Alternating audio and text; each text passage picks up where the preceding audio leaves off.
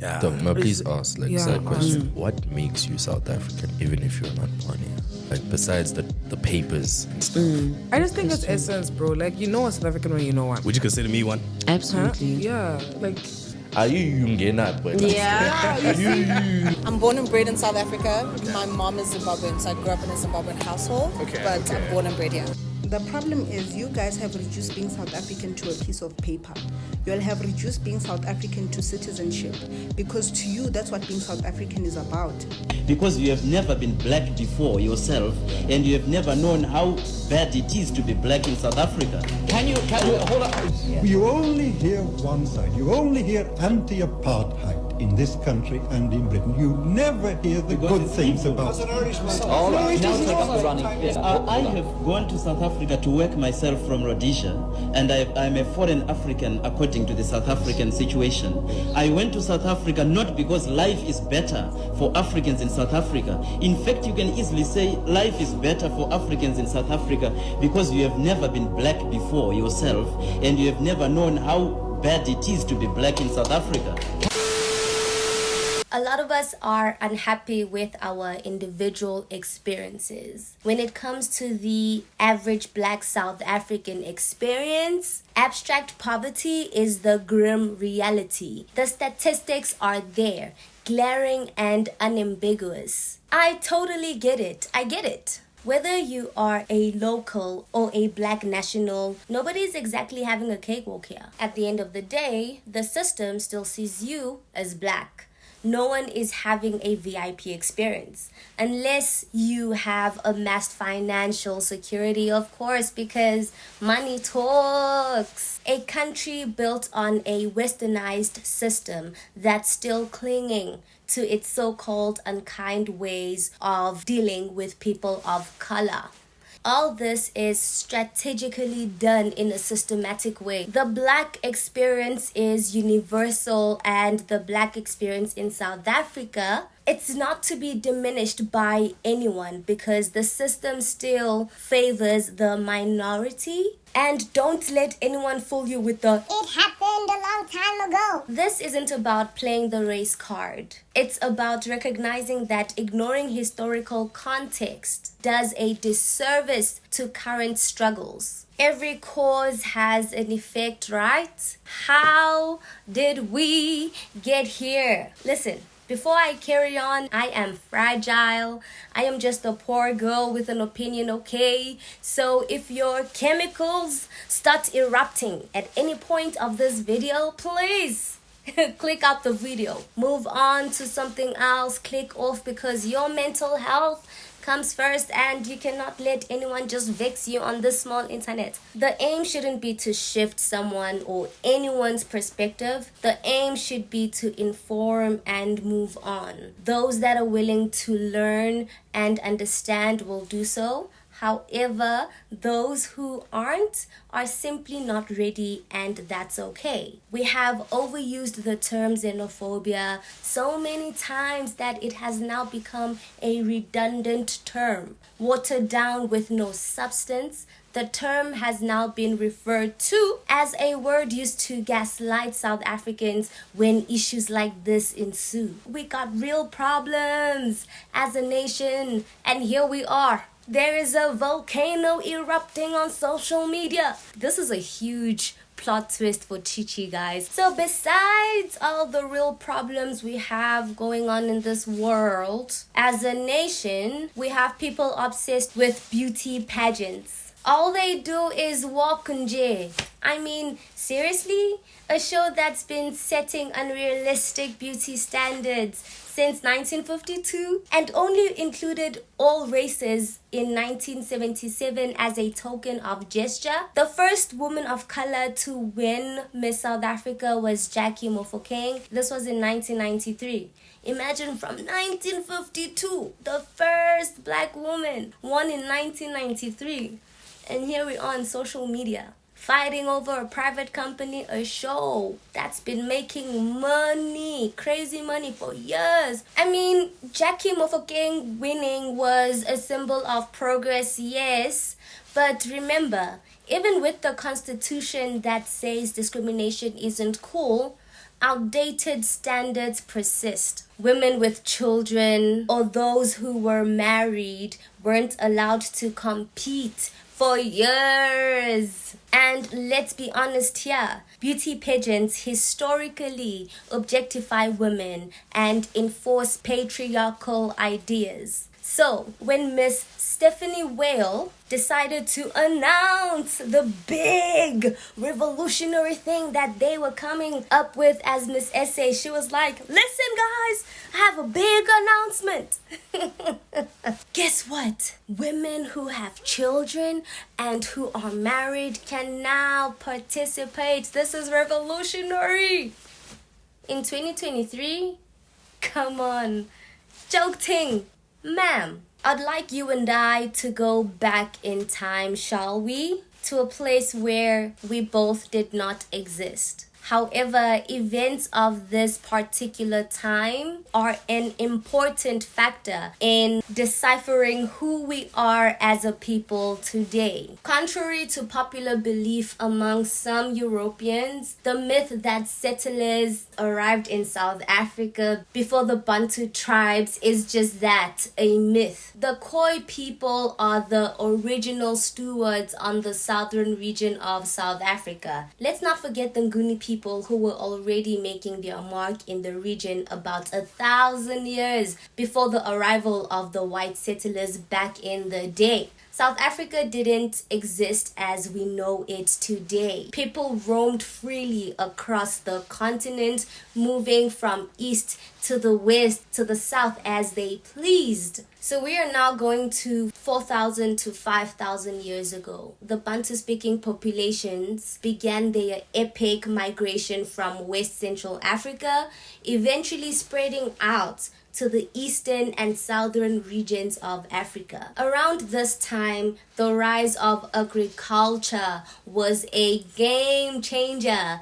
The Bantu speakers, who had previously been hunter-gatherers, began farming between Cameroon and Nigeria. This shift triggered a long migration that saw them settling throughout sub-Saharan Africa. In the Limpopo Valley, where Botswana, Zimbabwe, and South Africa converge, the Shashe and Limpopo rivers, often called the Nile of Africa, turned regular floods into opportunity for intensive agriculture. This led to a population boom and a flourishing trade in gold and ivory from the Indian Ocean. The result? The emergence of Mapungubwe, the first indigenous civilization in southern Africa, predating even Great Zimbabwe. Mapungubwe's early trade with Arab traders from the East African coast sparked significant cultural shifts. Gold and beads began to replace cattle as measures of wealth, all this giving rise to Southern Africa's first aristocracy. This class system was rooted in the economic changes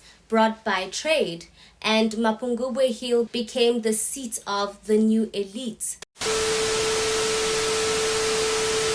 Historians continue to uncover evidence showing that these people were present long before the Dutch arrived. The Bushmen, which is the Khoisan people, were the first inhabitants of the western part of the country. And that aligns with their physical resemblance to the indigenous people of Namibia and Botswana. So what exactly is the real difference between the Bantu and the Dutch settlers? Let's break it down. Dutch settlers are essentially European expats who decided Africa was the perfect vacation spot. They are part of the exclusive white club that was established in Europe back in the 16th century. In other words, they're like Europeans who set up a shop in Africa. Colonies were British companies, so they're not originally from here. Think of them as diasporic Europeans. Now, let's talk about cultural roots. Dutch settlers aren't genetically or culturally African. It's a bit like how a girl from one part of Africa might have more in common with someone from another part of Africa than with a European. However, many beg to differ. Let's break it down even further, shall we? Culture is more than just the food you eat. It's about the values and beliefs that construct your way of life. Even though African tribes might have different names and languages, their core values are surprisingly similar. So while Dutch settlers brought their own distinct cultural baggage with them, the shared values across African cultures reveal just how much we have in common despite our diverse backgrounds. Like till today, European Africans or Africans of European descent are very much so acquainted with their history, including us, because like we just had 1 or 2 or 3 max of South African or African history taught to us in our African school curriculum. But European history, in first, this is what we did. This is who is this. This is hey. But our own African history, we have no idea what that looks like. Linguistically speaking, Afrikaans is an Indo-European Creole language. A Creole forms when different languages mix over time, creating a new hybrid language. Afrikaans emerged as a contact language at the Cape of Good Hope. It allowed communication among European settlers, enslaved people from the East Asia and Africa, and local indigenous groups. While Afrikaans shares a close relationship with Dutch, it also includes vocabulary from German, French, Malay, East India, Khoisan, and Bantu languages. Africans have a long history of being nomads. You're here today as a South African national because a set of ancestors decided to leave a certain region and migrate to the south. I will ask this question a couple of times during this conversation. The South African identity that is being protected and denied access to children born in South Africa to foreign parents. When is the suitable time frame to establish the beginning of this South African identity? Does it begin in 1910? Is it defined by the establishment of the Union of South Africa in 1910? Following the defeat of the Boers in the Anglo-Boer War? Or does it trace back to 1934 when South Africa became a fully sovereign nation state within the British Empire? Perhaps this identity is even tied to the 1961 shift from a monarchy to a republic. Again, I ask, what entails and encompasses modern-day South African identity? We might need to establish a few definitions for the purpose of serving an informative platform on the matter. As I see it, the issue did not begin in 1952. However, it dates back to 1492. For every cause, there is an effect. And for us Africans, this major shift in events in 1492 has for centuries molded and shaped various opinions, histories, erasure of identity, subjugation, and ultimately leading us to this eventful moment that has people throwing slurs at each other on the internet and howling. What are y'all doing? Christopher Columbus was a remarkable navigator and explorer whose voyage marked a turning point in European history. His journeys uncovered the Americas for Europeans and sparked an era of intense colonization, exploration, and exploitation. In recent times, Columbus's legacy has been reassessed to highlight the devastating impact of European contact on indigenous people. First on our list of words to define is the father, the OG, colonialism.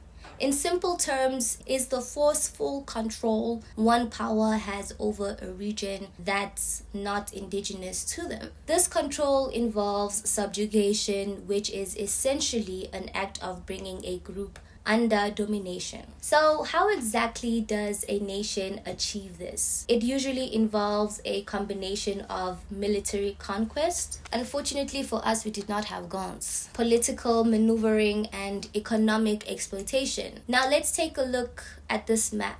Do you see any borders? No. That's because in these regions, people moved freely and interacted with each other without the constraints of modern national boundaries. What's often overlooked in Western history is the rich history of African kingdoms. Like, we're fighting over nationality. We had kingdoms, bro. We had empires, and those thrived for centuries. The Ethiopian Empire is another notable example. It famously defeated Italian invaders at the Battle of Adwa, making it the only African state to repel European colonial power. Now let's look at after.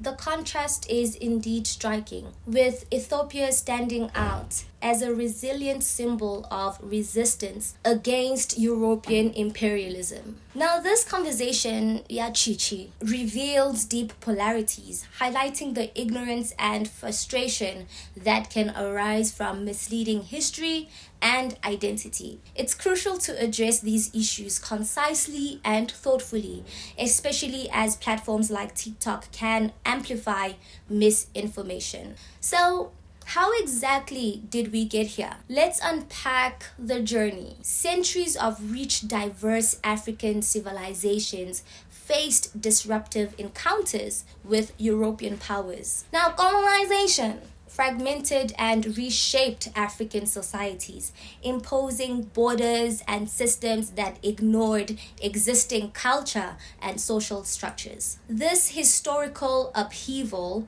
has led to ongoing struggles with identity and cultural heritage. Understanding this complex history is essential for bridging these divides and moving forward with a clearer perspective. The tools of imperialism extended beyond physical instruments. They were deeply rooted in the ideologies of the time.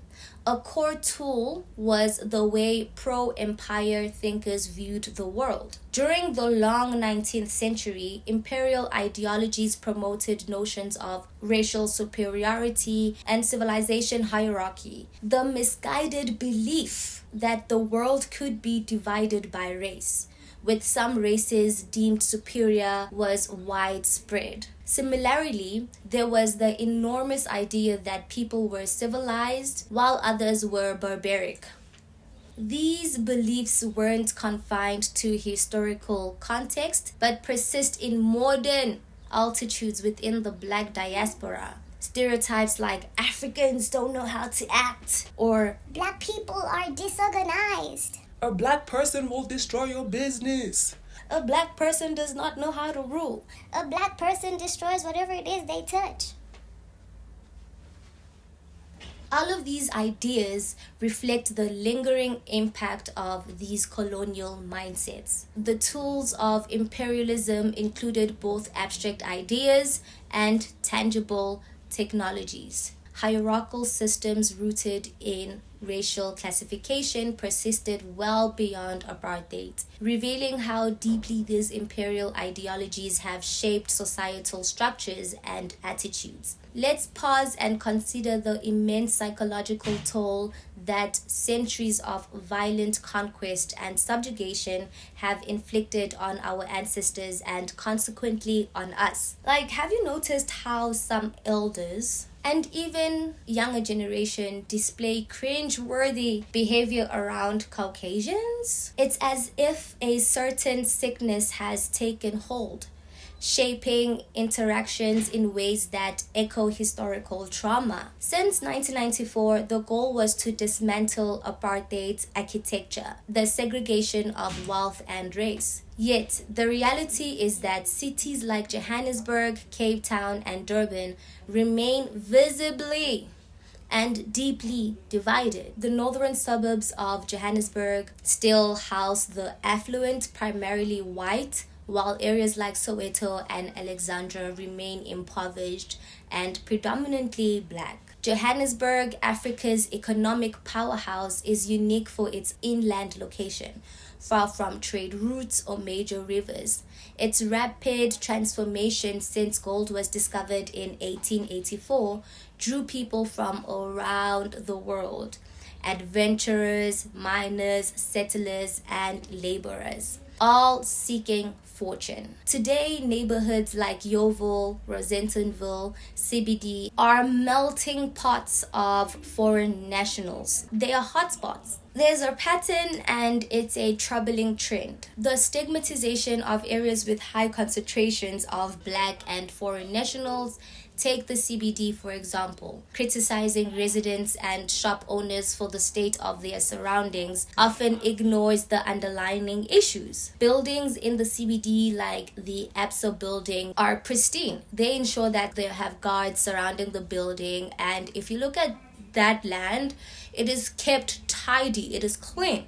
So the owners of the property know how to ensure that their land is protected and kept tidy. But if you go just up the street from where the APSA building is, it is distorted, it is filthy, the smell is bad. Some of these property owners fail to uphold basic standards. The blame shouldn't rest on the residents. Someone said that the official access to your destiny is your mindset. As the black majority, how do we view ourselves? What is needed to break out this daunting reality of poverty, missed opportunities, lack, and scarcity? The South African identity that is being protected at all costs, to the extent of ridiculing and bullying a 23-year-old. What is the true reflection and representation of that identity? Clearly, being born in the region is X'd out by many. What is the genesis of this identity? And to what standards does it fit? And to whom does this identity benefit? I am not my parents. Each and every single one of us is having an individual human experience. We may have shared experiences, yes. However, each and every one of us is walking an individual path. One girl states that in terms of representation, she feels more represented by an Afrikaner than she would by a Chichi. Let's hear her reasoning out. Let's take this Chidimma situation and try to break it down in our brains as much as we can. The problem with Chidimma is that she didn't represent South Africans in any way. From her name to the way that she looks, down to the culture that she has publicly celebrated. I personally didn't care what Home Affairs said about her citizenship. All I cared about was the fact that nothing about her represented South Africans. When you tell us that we would rather celebrate a Mariki Viljoen over our black sister, then we have the right to tell you that what you're talking about is a racial issue and it has nothing to do with being Miss South Africa. Playing the brother and sister card in the situation doesn't work, because a Mariki Viljoen is more of my sister when we talk about being a South African as opposed to a black girl that comes from Nigeria or Ghana. In South African context, Mariki is my sister because I recognize her name, I recognize her language, and I recognize her culture. A Michaela Mackenzie is more of my sister when we talk about being a South African as opposed to a Chidimma. If your problem is race and colonization, then there's other platforms where you can discuss those things, not this one.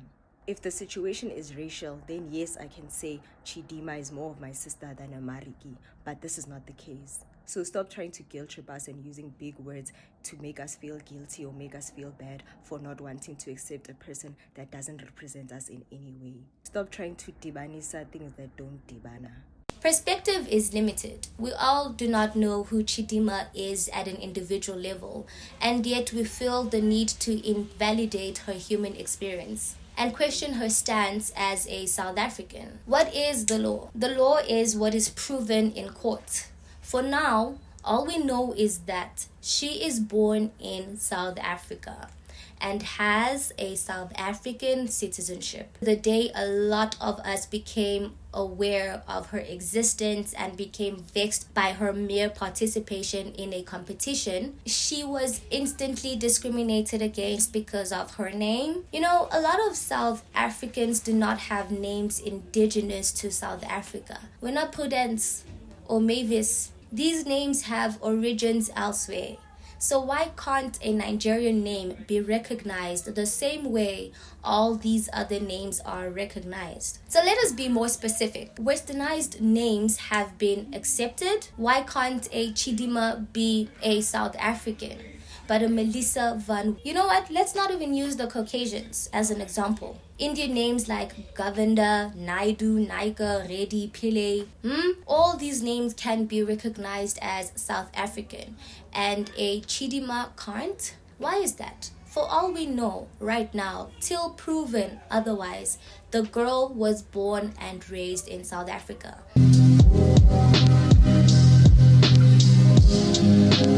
Can we take a look at some facts, please? So I'd like us to look at some facts, shall we? There is a reason why private schools and schools of the elite exist. What these schools do is properly equip their learners with tools that set them up for the capitalistic society. So if that is what these elite schools intend for their learners who pay enormous amounts of school fees yearly, my question is, what is the aim for public schools?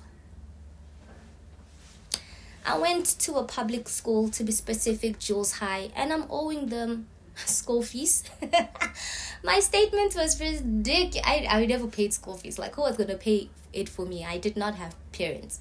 I'm grateful for public schools because of that. However, how do these public schools equip the average black South African from the far end of the hierarchical spectrum that I spoke about?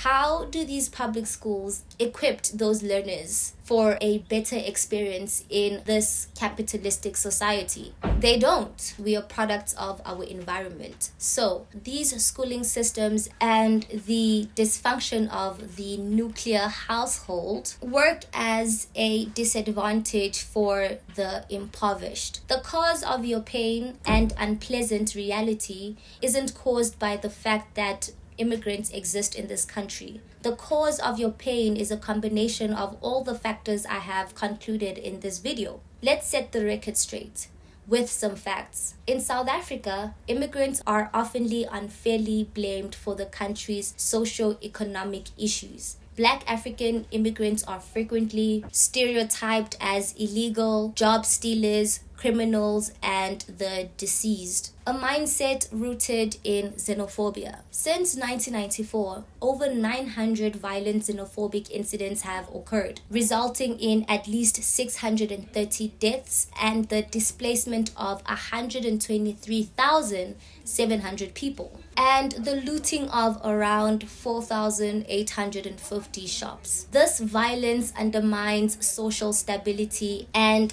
the very fabric of South Africa's democracy. 3 decades after apartheid, South Africa continues to grapple with poverty, unemployment, and inequality. More than half of the population lives in poverty, with 12 million people facing hunger and 2.5 million experiencing it daily. The country's Gini coefficient is 0.65. This marks it as one of the most unequal countries in the world. You know, we have 10% of our population controlling over 80% of the wealth. Youth unemployment is particularly severe. Does our society really equip us to be able to qualify for most of these jobs?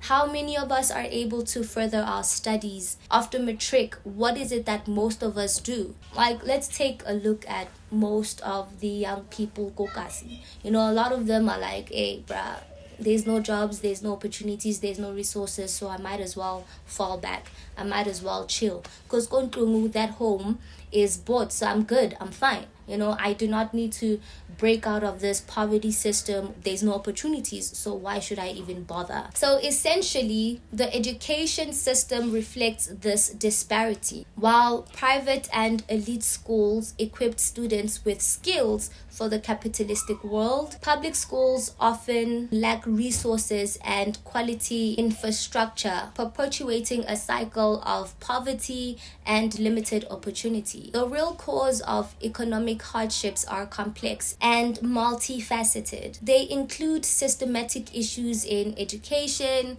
persistent economic inequalities, and ineffective governance. Far more than just the presence of immigrants. Let's address some common myths. Myth 1. South Africa is overwhelmed by immigrants. The 2001 South African Social Attitudes Survey suggests that nearly half of the population believes there are between 17 to 40 million immigrants in the country. In reality, statistics South Africa estimates the number at around 3.95 million, a figure that includes both regular and irregular immigrants. Myth 2. Immigrants take jobs from locals. While anecdotes suggest some immigrants might compete for jobs, evidence shows that immigrants actually create job opportunities. Many immigrants are self-employed and provide employment to South Africans. Let's take CBD for example. Most of the shops we see in Johannesburg, central Johannesburg, from all the shops in small street that enable you to get the latest fashion at an affordable price, the Nigerians at Bree that are able to fix your phone at a good price as well, instead of going to the iStore and getting an iPhone screen that is exorbitantly high, you can resort to going to the local technician, go Bree, and he's able to do things for you at a reasonable price. If you look at Joburg CBD, right, it contributes highly and immensely to the middle class and the poor. Like, instead of going to the mall and going to at home and getting like a blanket for 700 rand, or going to Home Choice and getting a blanket for 1,000 rand, you can go to like Dragon City. So these foreigners have brought accessibility to products, especially for South Africans. Many of us go to MTN and thrift. Personally, I am poor and I do shop in these places. These immigrants or these foreigners have brought in a market of affordability. In places like the Congo, there's no such thing as the middle class. It's either you're rich or you're poor. There's no in between. But these manners of trade have made it easier for the middle class and the poor to have access to products, beautiful products. Moving on to myth 3. Immigrants are responsible for high crime rates. Surveys indicate that while 62% of people believed immigrants were responsible for crime in 2008, national crime data shows that crime is largely committed by locals. Myth 4. Most immigrants are in the country illegally. Many immigrants enter South Africa legally but become irregular due to bureaucratic inefficiencies and high visa costs. The Department of Home Affairs struggles with backlogs, partly due to corruption and administrative failures. The myth of national identity as a shield against outsiders reflects deeper insecurities and failures of the democracy. The democracy's supposed role as a protector has often fallen short, leaving citizens to grapple with inequalities and inefficiencies that are not caused by the presence of immigrants but by the systematic issues that need addressing. Final thoughts. So what is a video essay without the host sharing her personal story?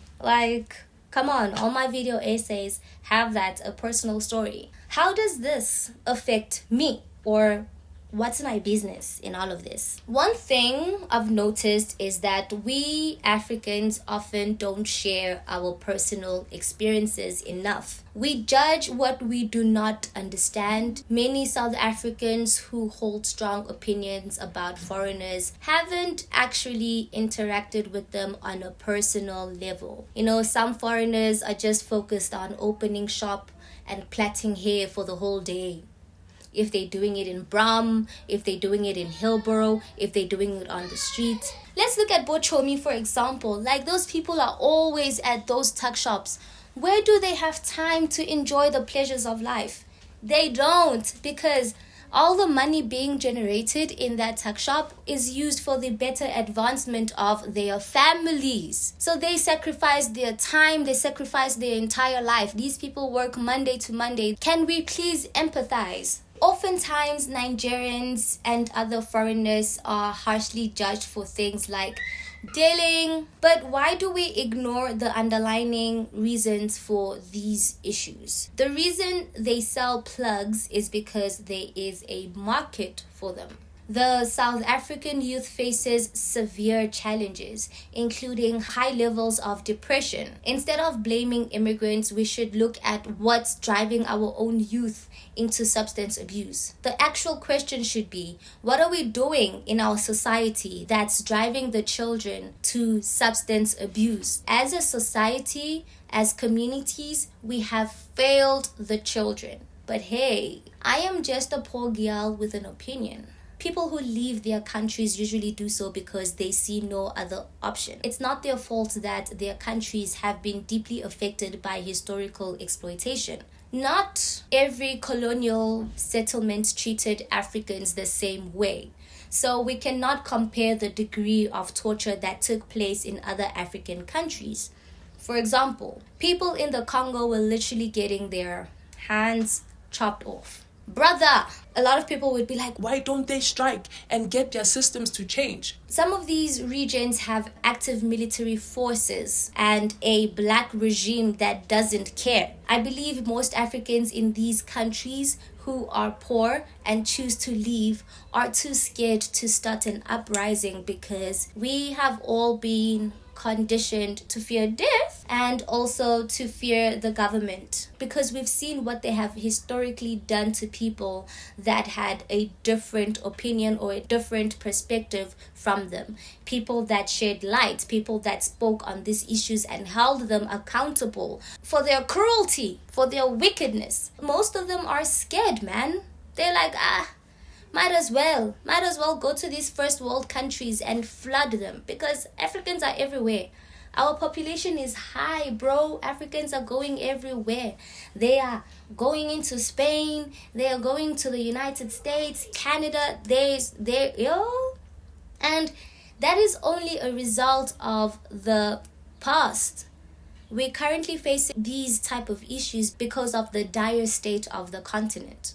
And unfortunately, South Africa is catching the smoke because most Africans see that there are opportunities here. You know, this one time I entered an Uber car and I was sitting in the back seat.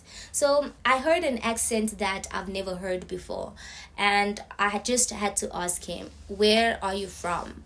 And he was like, no, I'm from Uganda. And I was like, okay, tell me about your journey. How long have you been in South Africa? What's Uganda like?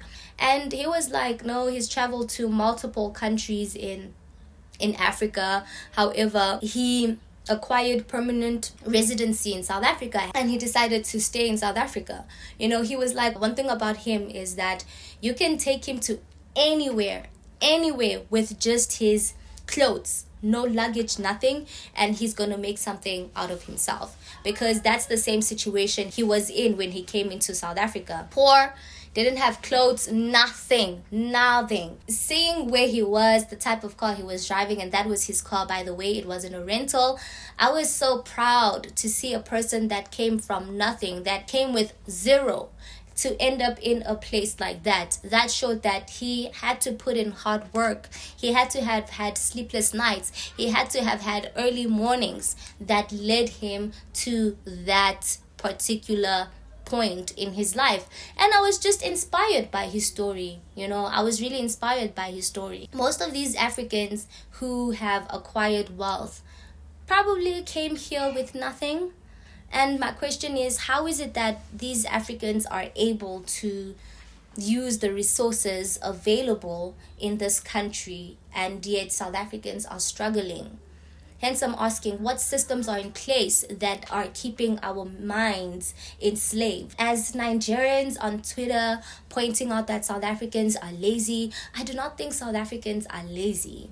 A huge chunk of South Africans are doing tremendously well for themselves.